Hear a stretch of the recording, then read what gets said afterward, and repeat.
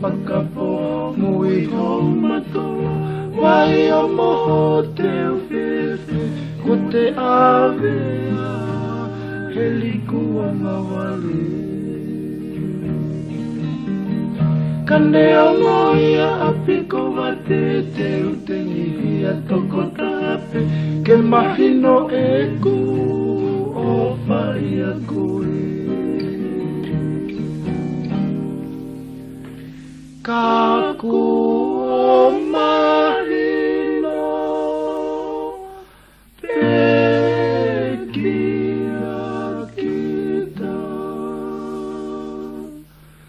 he mama o ai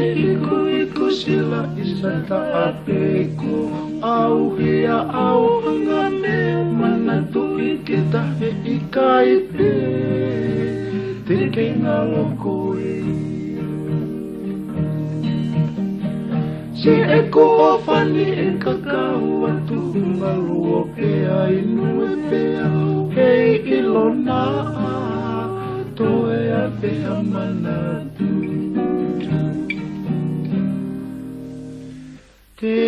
ulea aki si o kuloto he ko i kai te uki lama matangi mea whenoa o whala olo ia siwa e ohina isa he matangi whakatuunga o tuunga inisi i hoha ka koe lotoni ana eta ka kohai nai ia to atene lawa ka oku ke mana tu i mai kita se te si